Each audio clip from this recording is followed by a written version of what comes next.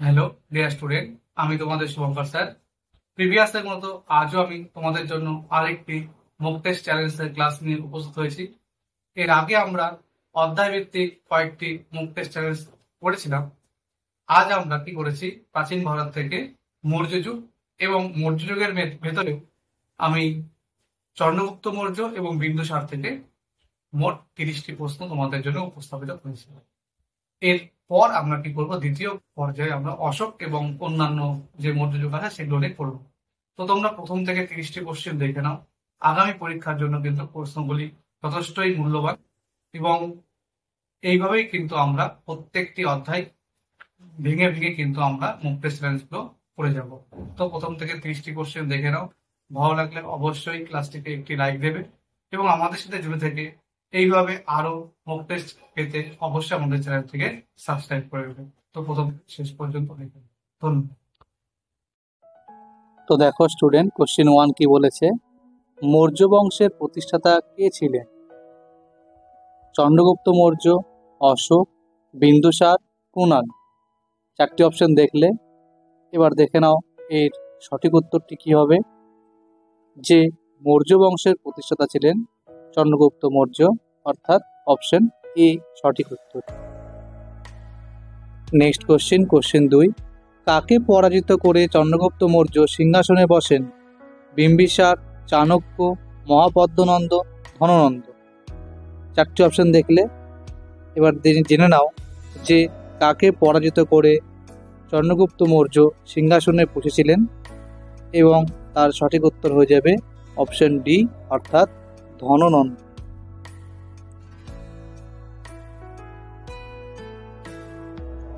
Next question 3, Chandragupta মৌর্যকে সিংহাসন পেতে কে সাহায্য করেন? কৌটিল্য, বিষ্ণুসেন, রাধাগুপ্ত, ধননন্দ। তো কে চন্দ্রগুপ্ত মৌর্যকে সিংহাসন পেতে সাহায্য করেছিলেন? অপশন এ, অর্থাৎ কৌটিল্য সঠিক উত্তর। কোশ্চেন 4, গ্রিক ঐতিহাসিকেরা চন্দ্রগুপ্ত মৌর্যকে কি নামে অভিহিত করেছেন? অন্থিক্যাডিস, ডাইমোকেস, অন্থিকেনি, স্যান্ডোকোট্টাস। 4টি অপশন দেখলে এবার জেনে নাও যে গ্রিক ঐতিহাসিকেরা চন্দ্রগুপ্ত মৌর্যকে কোনটি নাম দিয়েছিলেন। তো তার সঠিক অ্যান্সার হয়ে যাবে অপশন ডি, অর্থাৎ স্যান্ডোকোট্টাস।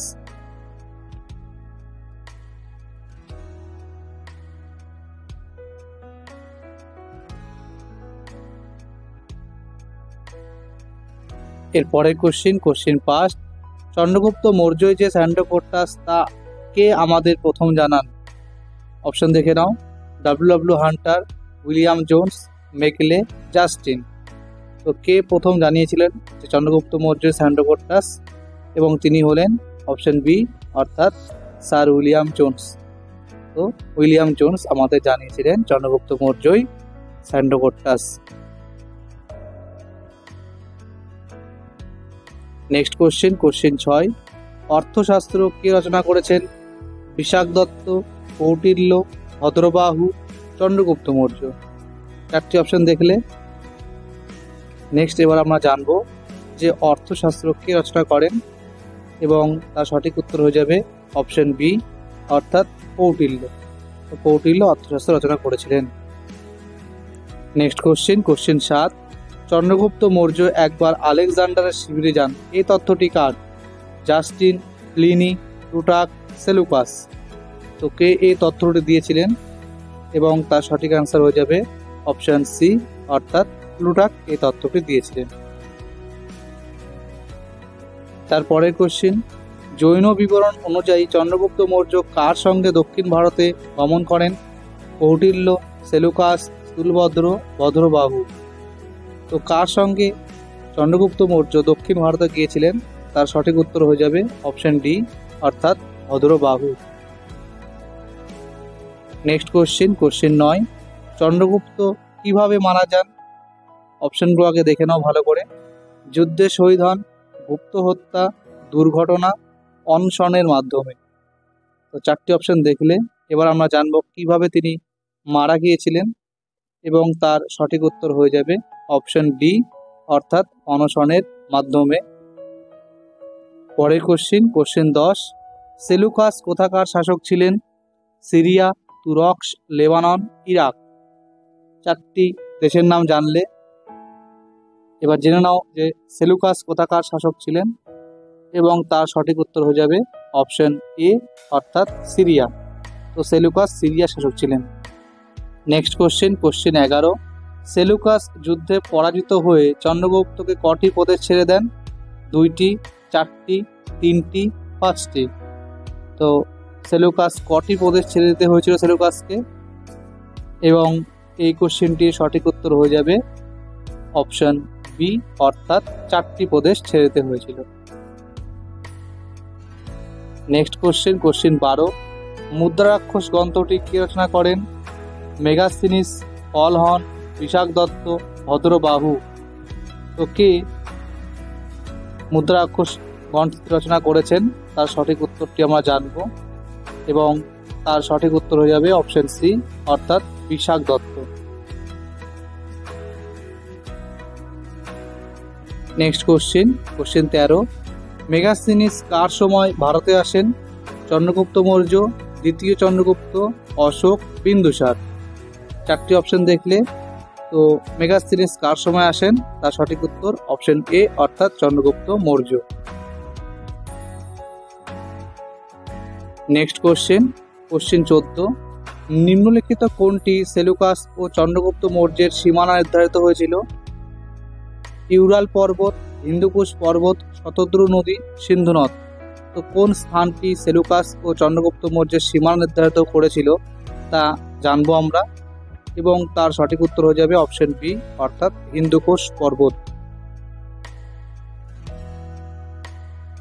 এর পরের কোশ্চেন 15, কে বলেছিলেন ভারতে দাস প্রথা নেই? অপশনগুলো দেখো, অশোক, প্লুটার্ক, জাস্টিন, মেগাস্থিনিস। তো 4জন নাম আমরা জানলাম, এনাদের মধ্যে কে বলেছিলেন যে ভারতে দাস প্রথা নেই? তো তার সঠিক উত্তর হয়ে যাবে অপশন ডি অর্থাৎ মেগাস্থিনিস। এর পরের কোশ্চেন দেখো, কোশ্চেন 16 কি বলেছে? ভারতে আসা প্রথম রাজদূত কে ছিলেন? 4টি অপশন দেখো, প্লিনি, মেগাস্থিনিস, ডাইমোকেস, অ্যান্টিওকাস। 4টি নাম আমরা জানলাম, এবার আমরা জানবো যে ভারতে আসা প্রথম রাজদূত কে ছিলেন, এবং তার সঠিক উত্তর অপশন বি অর্থাৎ মেগাস্থিনিস। নেক্সট কোশ্চেন 17, ভারতের মুক্তিদাতা রাজা নামে কে পরিচিত ছিলেন? চন্দ্রগুপ্ত মৌর্য, বিন্দুসার, অশোক, কুণাল। 4টি অপশন দেখলে, এবার জেনে নাও যে ভারতের মুক্তিদাতা রাজা নামে কে পরিচিত, এবং তার সঠিক উত্তর হয়ে যাবে অপশন এ অর্থাৎ চন্দ্রগুপ্ত মৌর্য। নেক্সট পরের কোশ্চেন 18, চন্দ্রগুপ্ত মৌর্যের পর কে সিংহাসনে বসেন? অজাতশত্রু, বৃহদত্ত, বিন্দুসার, অশোক। তো কে চন্দ্রগুপ্ত মৌর্যের পর সিংহাসনে বসেছিলেন, এবং তার সঠিক উত্তর হয়ে যাবে অপশন সি অর্থাৎ বিন্দুসার। নেক্সট কোশ্চেন 19, নিম্নলিখিত কোনটি বিন্দুসারের উপাধি ছিল? তো 4টি উপাধি আগে দেখো, শ্রেণিক, অমিত্রঘাত, কুনিক, সকারী। তো 4টি অপশন দেখলে, এবার দেখে নাও কোনটি বিন্দুসারের উপাধি ছিল, এবং তার সঠিক উত্তর হয়ে যাবে অপশন বি অর্থাৎ অমিত্রঘাত। নেক্সট কোশ্চেন 20, বিন্দুসারের সমসাময়িক সিরিয়ার শাসক কে ছিলেন? 4টি অপশন দেখো, সেলুকাস, দ্বিতীয় অ্যান্টিওকাস, অন্তেকিনি, প্রথম অ্যান্টিওকাস। 4টি অপশন দেখলে, এবার জেনে নাও যে বিন্দুসারের সমসাময়িক ছিলেন অপশন ডি অর্থাৎ প্রথম অ্যান্টিওকাস। নেক্সট কোশ্চেন, বিন্দুসার প্রথম অ্যান্টিওকাসের কাছে নিম্নলিখিত কোনটি উপহার চেয়েছিলেন? মদ, ডুমুর, দার্শনিক, সবগুলি। তো অপশনগুলো দেখলে এবার আমরা জানবো যে কোনটি বিন্দুসার অ্যান্টিওকাসের কাছে উপহার চেয়েছিলেন, এবং তার সঠিক অ্যান্সার হবে অপশন ডি অর্থাৎ সবগুলি দ্রব্যই তিনি চেয়েছিলেন। নেক্সট কোশ্চেন 22, ভারতে আসা দ্বিতীয় রাজদূত কে ছিলেন? অপশনগুলো দেখো আগে, মেগাস্থিনিস, ডাইমোকেস, ডাইনিসিয়াস, প্লুটার্ক।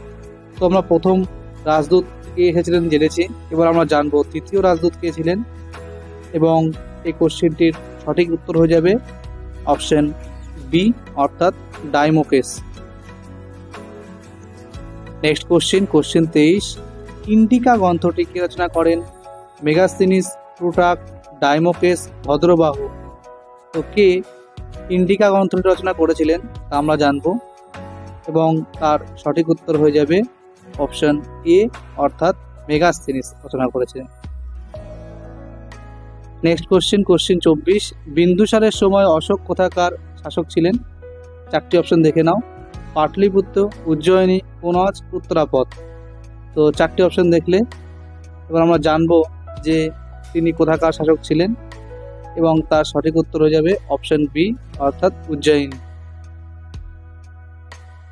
এরপরের কোশ্চেন 25, কৌটিল্য চন্দ্রগুপ্ত মৌর্যকে কত কারসাপনের বিনিময়ে ক্রয় করেন?